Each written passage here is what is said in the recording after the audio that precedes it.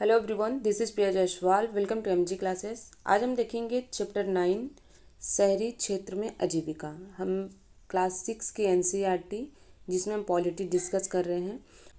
इसके पहले हमने 8 चैप्टर को कंप्लीट किया। उसमें क्या है आपका ग्रामीण क्षेत्र में आजीविका। ग्रामीण क्षेत्र में आजीविका का मतलब वहाँ का जो ग्रामीण एरिया है वहाँ का आजीविका कैसे है, वहाँ पर लोगों का आय अर्जित करने का स्रोत कैसे है, उनका जीवन यापन कैसे है, रहने का तरीका क्या है, ये सारी चीज़ें हमने पढ़ा।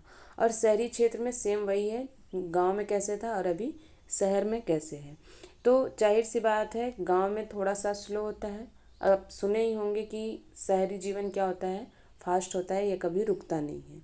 यहाँ पर लोगों के लिए किसी के लिए टाइम नहीं होता है ना, सभी अपने अपने काम में बिजी होते हैं। तो आज हम पढ़ेंगे इसमें शहरी क्षेत्र में आजीविका के बारे में। आइए स्टार्ट करते हैं। इसमें आपका बताया गया है कि जो भारत है, भारत में 5,000 से ज़्यादा शहर हैं और 27 महानगर हैं। ओके, 5,000 से ज़्यादा शहर हैं और 27 महानगर हैं।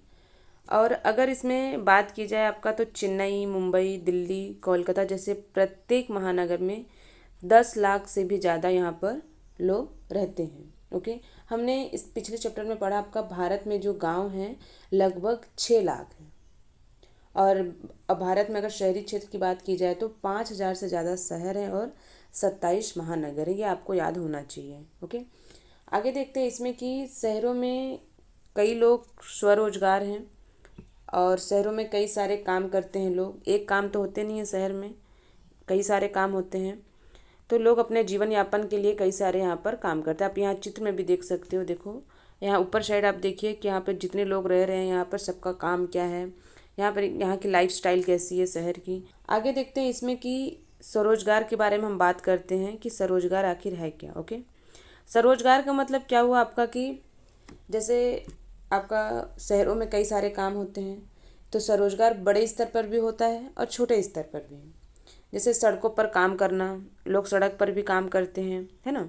जैसे सड़क पर काम करते, सड़क के किनारे वहाँ पर चीज़ों को बेचना, मरम्मत का काम करना।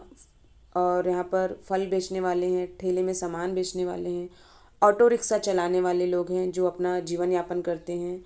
ये क्या करते हैं, अपना काम खुद डिसाइड करते हैं। तो ये क्या हुए, स्वरोजगार हुए। आप यहाँ पर देख सकते हो, बुक में दिया गया है सारी चीज़ें। इसमें देखिए ये रिक्शा वाले हैं। तो ये रिक्शा वाले क्या हैं, ये अपना काम खुद डिसाइड किए हैं कि हमें क्या काम करना है, तो ऑटो रिक्शा चलाते हैं। आगे इसमें बताया गया है, देखिए इसे मरम्मत की फैक्ट्री है, ये मरम्मत का काम करते हैं। ओके, ये आप दुकान देख सकते हो, दुकान में जाके काम करती हैं। ऐसे क्या है इनका, ये तो दुकान का खैर हुआ।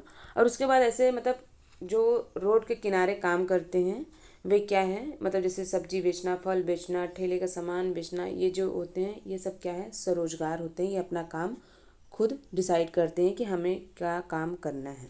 ओके, आगे इसमें बताया गया है कि आपका कम से कम 12%। ओके, कितना, 12%। ये एक फैक्ट है, इसको आपको याद होना चाहिए, पता होना चाहिए कि अहमदाबाद शहर के सर्वेक्षण में पाया गया है कि कम से कम यहाँ पर काम करने वालों में से 12% लोग सड़कों पर काम करते हैं।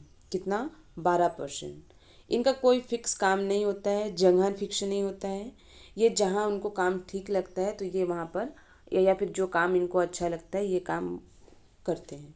देश के शहरी इलाकों में लगभग 1 करोड़, कितने, 1 करोड़ लोग फुटपाथ पर, ठेलों पर सामान बेचते हैं। इसे गैर कानूनी काम भी समझा जाता है। आप देखते हैं ना कि आप जब शहरों में जाते हैं तो आसपास सड़क किनारों में वहाँ पर मतलब काम करते हैं। कोई सब्जी बेच रहा है, कोई फल बेच रहा है, कोई मोची का काम कर रहा है, कोई मतलब जिनको जो काम अच्छा लगता है ये क्या करते हैं, वे काम करते हैं। लेकिन इसे अगर कानून के तौर पे देखा जाए तो ये गैर कानूनी काम होता है। इसको कानून वैध नहीं बोलते हैं, ये गैर कानूनी काम समझा जाता है। क्योंकि इसमें रीज़न ये है कि अगर रोड के किनारे ये सामान बेचते हैं, वहाँ पर ठेले लगा रहे हैं, नाश्ता बेच रहे हैं, तो क्या हो रहा है, जो वहाँ पे जो लोग आना जाना कर रहे हैं यहाँ पर रोड में, तो यहाँ पर अगर ये ठेला लगाएंगे ऐसे तो आने जाने वाले लोगों को क्या होती है, परेशानी होती है। क्यों, क्योंकि ये जगह जो आने जाने की है ये लोग यहाँ पर ठेला लगा रहे हैं। ओके, तो इस तरीके से सरकार क्या करती है, इसको गैर कानूनी मानती है क्योंकि लोगों को आने जाने में काफ़ी ज़्यादा परेशानी होती है। आप देखते ही होंगे अपने आसपास में, जब भी म्युनिसिपल पार्टी की गाड़ी आती है तो लोग अपना सामान हटाने लगते हैं, रीज़न क्या है हटाने का?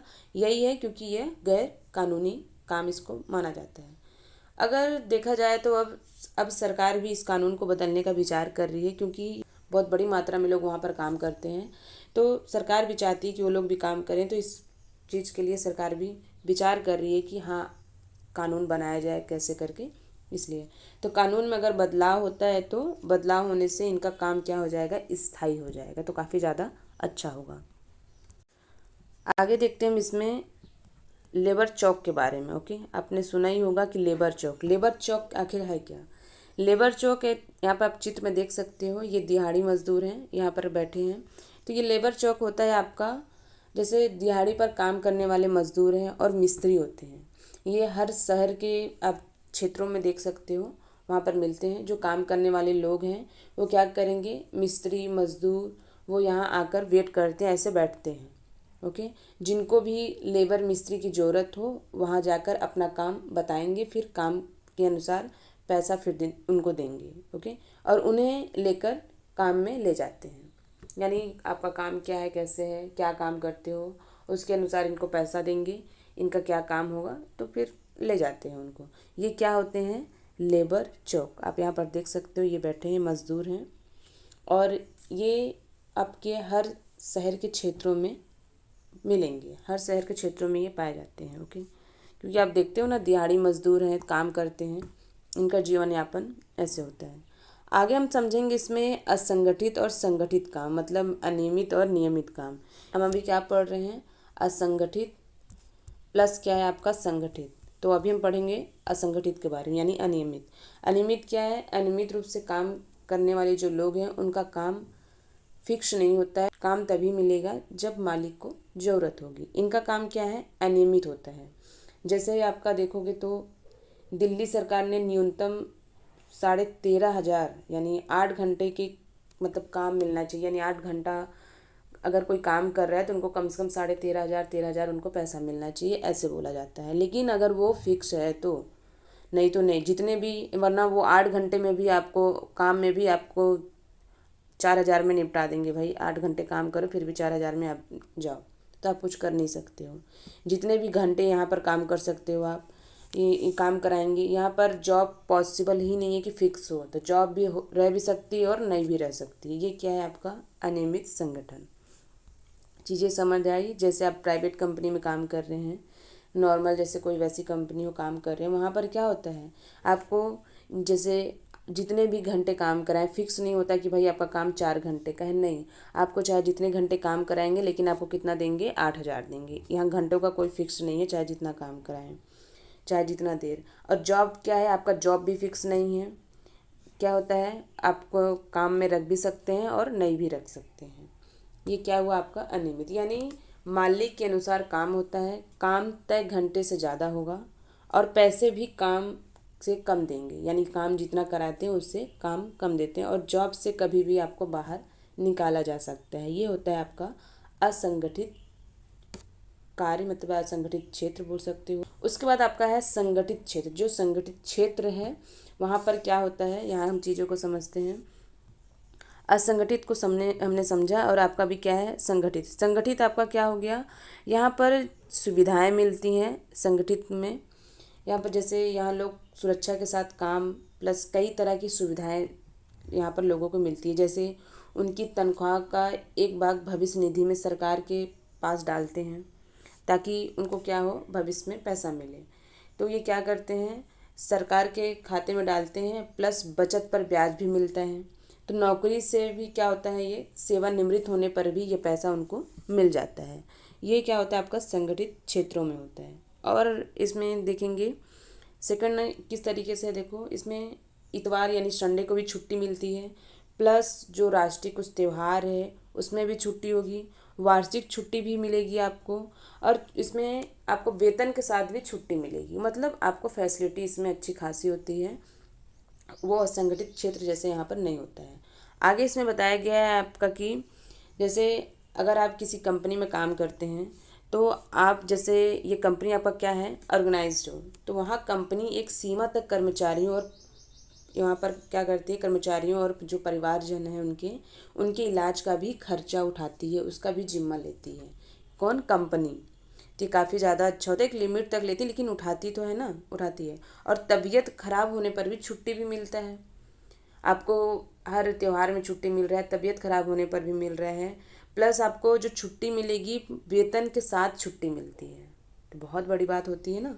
उसके बाद आपका, अगर आप लेडीज़ हैं, मातृत्व है आपका, तो उसमें आपका 182 दिनों का 182 दिनों का मातृत्व अवकाश मिलता है अगर आप ऑर्गेनाइज्ड सेक्टर में अगर आप काम करते हैं तो। अगर आप महिला हैं, प्रेग्नेंट हैं, तो आपको 182 दिनों की वहाँ पर अवकाश मिलता है।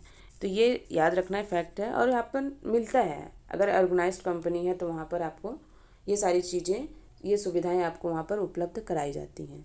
तो ये आपका चैप्टर 9 कंप्लीट हुआ। ये शहरी क्षेत्रों में जो आजीविका है, ये अगर आपको बुक के हिसाब से देखा जाए तो इसको पूरा यहाँ पर डिटेल दिया गया, आप देख सकते हो। तो ये आप सबको इतना ज़्यादा पढ़ने की ज़रूरत नहीं है। आप यहाँ पर देखिए, है मतलब वही चीज़ को डिटेल में बताया गया है कि आपको 8 घंटे में काम करने में 280 रुपये मिलते हैं और अतिरिक्त 100 रुपये दे, मतलब ये आपको मैं शॉर्ट में समझाई हूँ चीज़ें कैसे। तो एग्ज़ाम में अगर आता है तो आपको ऐसे ही आएगा, ये सारी चीज़ें ऐसे नहीं आती हैं, ठीक है ना।